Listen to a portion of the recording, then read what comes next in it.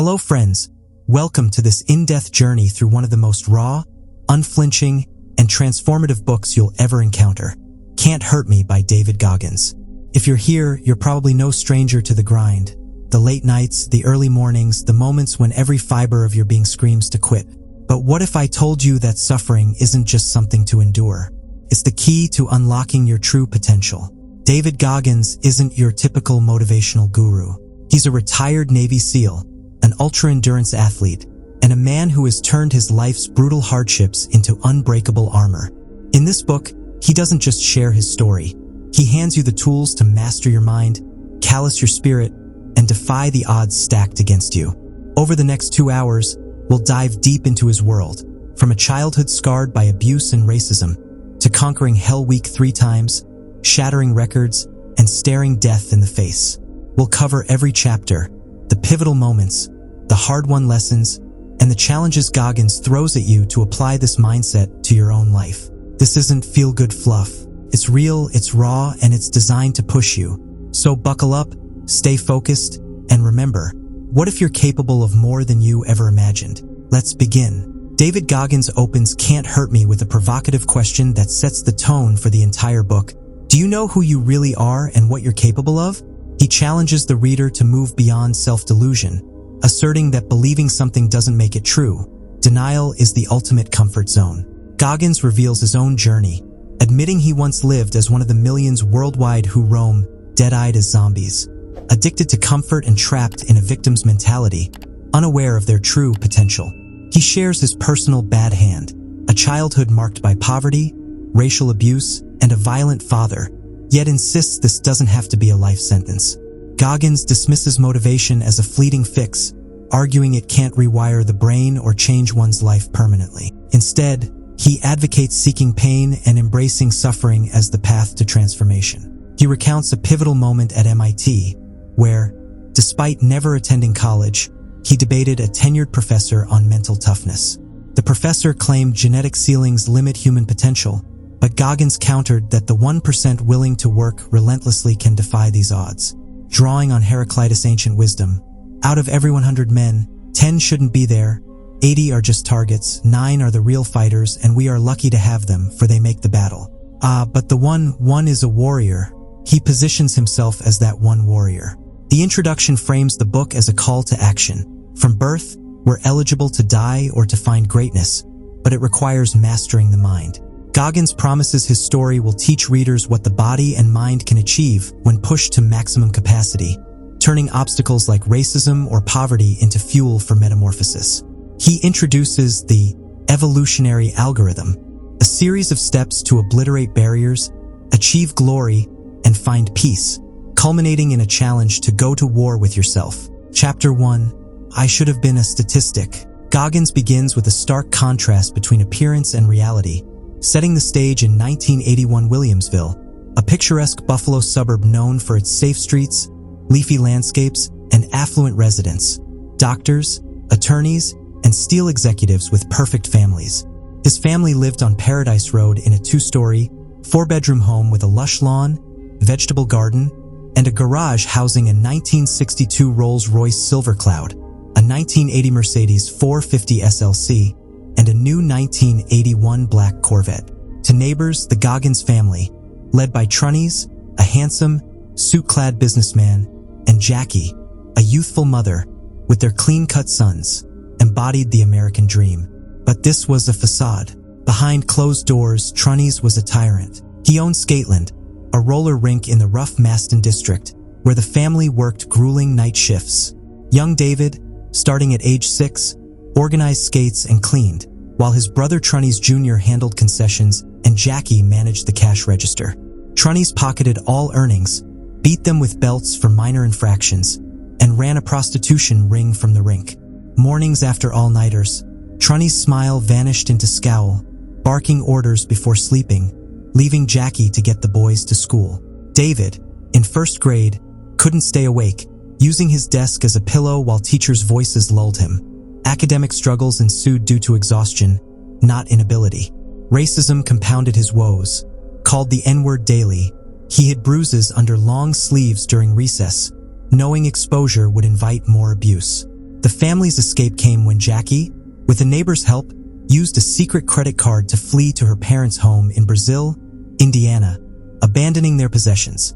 Poverty persisted, welfare, a cramped apartment, and David's bedwetting from trauma. School challenges grew with a stutter and learning gaps, though Sister Catherine's tutoring sparked hope.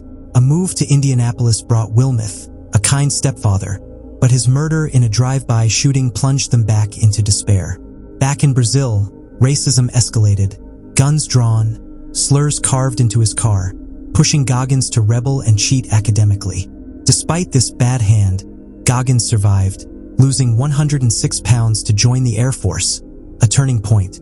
He introduces challenge number 1. List your adversities and use them as motivation, emphasizing that statistics don't dictate destiny. Resilience does. Chapter 2, Truth Hurts. This chapter traces Goggins' struggle with his past and his initial failures before transformation. After Wilmoth's murder, the family returned to Brazil, where racism intensified, taunts at Pizza Hut, a gun threat on a rural road. Academically, he floundered, cheating to pass, labeled special by Ms. D, which worsened his stutter. A school counselor prescribed Ritalin, grouping him with troubled kids, but he quit it, feeling numb. Inspired by a TV show, he aimed for the military but failed the ASVAB twice and weighed 297 pounds, working odd jobs. Recruiter Stephen Shaljo saw potential, pushing Goggins to lose weight for the Air Force. With no job, he biked, swam, and studied relentlessly, dropping to 191 pounds in 3 months, passing the ASVAB. He joined pararescue training but quit during water exercises due to fear and sickle cell trait concerns, discharged and ballooning back to 300 pounds. Working pest control, married to Pam, met at Pizza Hut, and $30,000 in debt, he hit rock bottom, until a SEAL documentary reignited his drive.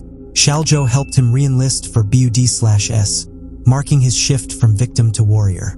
The Truth Hurts lesson is about facing painful realities, weaknesses, failures, to build strength. Challenge number 2 introduces the accountability mirror. Write insecurities on Post-its, stick them on a mirror, and schedule discomfort to grow. Chapter 3, The Impossible Task.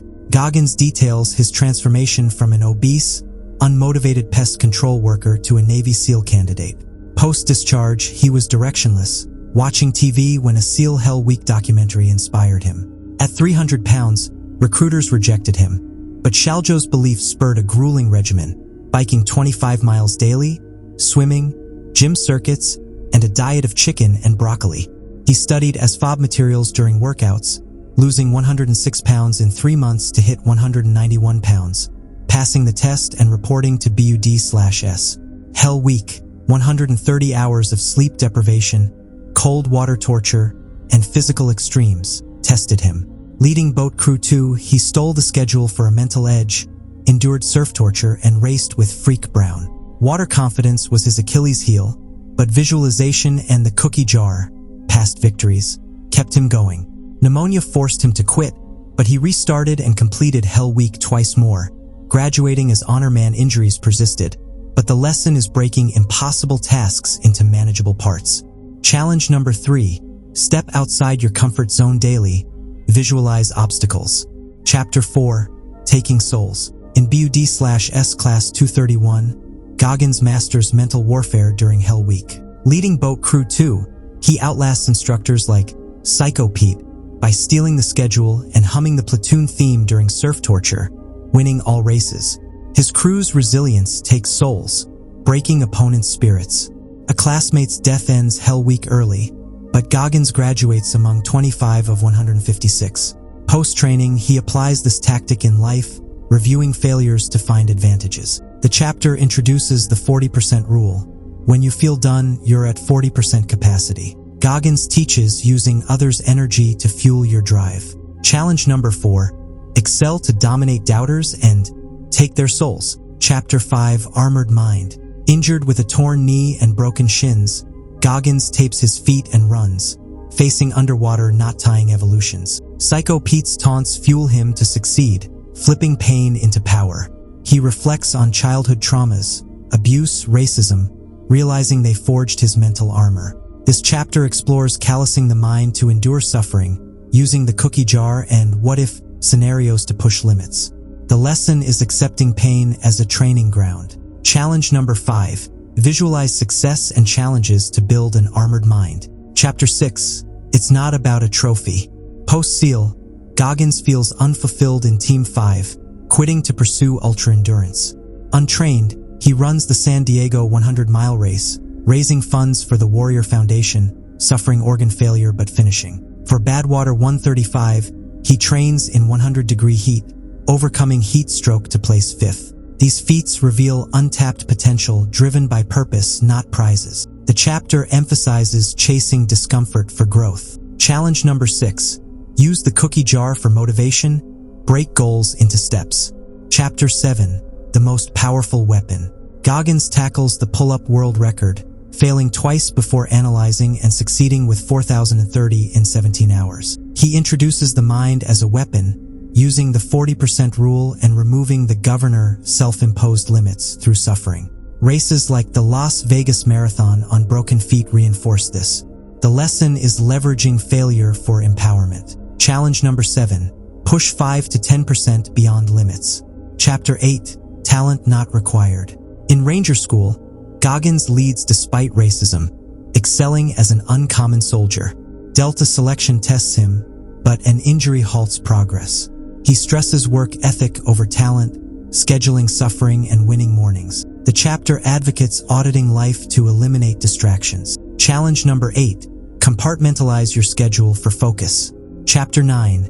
Uncommon amongst uncommon. Diagnosed with a heart hole, Goggins realizes he's defied limits since birth. In Iraq, he faces prejudice but earns respect. Delta attempts fail again due to injury, but he defines uncommon as relentless pursuit. The lesson is thriving among elites. Challenge number 9. Seek growth environments. Chapter 10. The empowerment of failure. Goggins fails the Moab 100-mile race, learns from it, and wins ultramarathons. He uses after-action reviews, AARs, to analyze failures, transitioning to firefighting post-retirement. The chapter teaches failure as a stepping stone. Challenge number 10. Conduct AARs for improvement. Chapter 11.